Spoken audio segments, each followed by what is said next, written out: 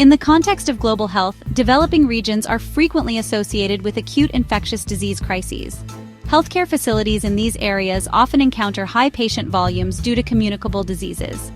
Malaria remains a leading cause of morbidity and mortality. Tuberculosis continues to present significant public health challenges. HIV/AIDS persists as a major burden on healthcare systems. These infectious diseases require substantial global resources and coordinated intervention strategies. Yet a quieter, more persistent epidemic is steadily growing in these same communities. This is the rising tide of chronic non-communicable diseases, or NCDs, diabetes, hypertension, asthma. These conditions are no longer just problems for wealthy nations. Among the many chronic diseases, these three stand out for their prevalence and impact in low-resource areas. These conditions, often called the Big Three, represent a significant and growing burden. Diabetes type 2.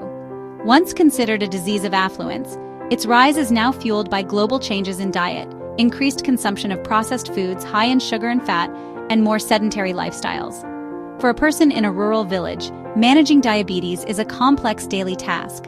It requires monitoring blood sugar, which involves test strips, and a glucometer that may be unaffordable or unavailable. It also requires access to medications like metformin, or more critically insulin, which needs refrigeration. Refrigeration is a luxury many do not have. Hypertension, often dubbed the silent killer because it typically has no symptoms until it causes a catastrophic event like a heart attack or stroke.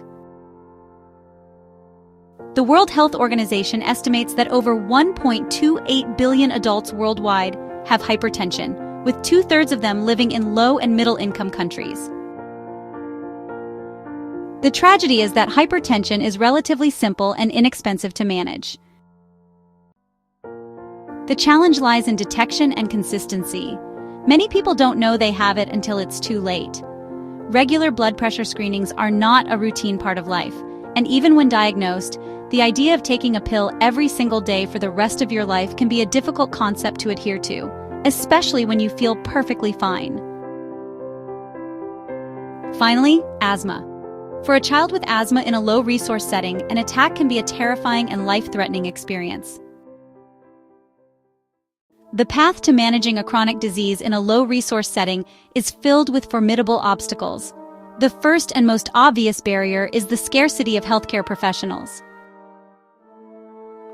In many parts of sub-Saharan Africa, for instance, there might be only one doctor for every 10,000, or even 50,000 people.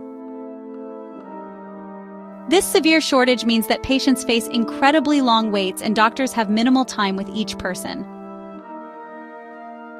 There's little opportunity for the thorough discussion and education that chronic disease management requires. The focus shifts to acute, life-threatening emergencies, leaving chronic care by the wayside. Nurses and other healthcare providers are overwhelmed.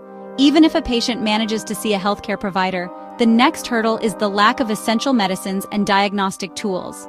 A clinic might have a blood pressure cuff, but it could be old and inaccurate. Supply chains are often unreliable. A clinic might have a medication one month and be completely out the next. Patients are often forced to travel to larger towns, spending precious time and money to search for their medication at private pharmacies, where the prices are often prohibitively high, forcing them to choose between their health and feeding their families. Numbers can tell a story, and the statistics on chronic disease in low-resource settings are stark. The World Health Organization reports that non-communicable diseases are responsible for 74% of all deaths globally, but the burden is disproportionately felt. A person living in a low-income country is far more likely to die prematurely, before the age of 70, from a chronic disease than someone in a wealthy country. For diabetes, the numbers are staggering. The International Diabetes Federation projects that by the year 2045, nearly 80% of all adults with diabetes will live in low and middle-income countries. In the face of overwhelming challenges, frontline health workers and communities are not simply waiting for help. They are innovating. One of the most powerful solutions to emerge is the empowerment of community health workers. These are local individuals, often with basic medical training, who serve as a vital link between the clinic and the community. They travel door to door, equipped with simple tools like blood pressure cuffs, glucometers. A community health worker can screen for hypertension, check a diabetic patient's blood sugar, and ensure they are taking their medication correctly. They speak the local language, understand the cultural context, and have earned the trust of their neighbors. This task-shifting model brings healthcare directly to the patient's doorstep, overcoming barriers of distance and cost. Another transformative innovation is the rise of mobile clinics and telemedicine. In vast rural areas where a brick-and-mortar clinic is impractical, a van or even a motorcycle equipped with basic medical supplies can serve as a clinic on wheels. These mobile units travel on a regular schedule to remote villages, providing screenings, consultations, dispensing medications for chronic conditions. Complementing this is the growing use of simple mobile phone technology. A patient can receive daily medication reminders via SMS text messages.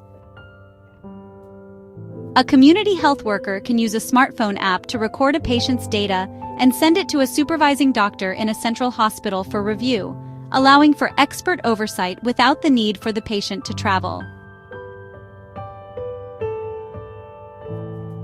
Group-based care models have also proven to be incredibly effective and empowering for patients. Instead of one-on-one appointments, clinics are organizing patients with the same condition, like diabetes, into support groups. These groups meet regularly, often led by a nurse or a community health worker. The fight against chronic diseases in low-resource settings is undoubtedly a monumental task, but it is far from a hopeless one. The stories of innovation and resilience from the front lines show that progress is not only possible, but is already happening. The key takeaway is that small, intelligent changes can create a powerful ripple effect, leading to significant improvements in health and well-being. The future of this fight depends on continuing to build on these successes. Investing in training and equipping more community health workers. Strengthening supply chains to ensure that essential, low-cost medications for diabetes and hypertension are always available. Embracing simple, affordable technologies that help make healthcare more efficient and patient-centered. These are not complex, multi-billion-dollar solutions. They are practical, achievable steps that can save millions of lives and strengthen communities from the ground up. There is also a growing recognition that health is created not just in clinics, but in communities, promoting health education.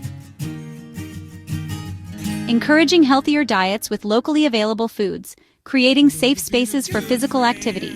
When communities are empowered with knowledge, they become active partners in their own health.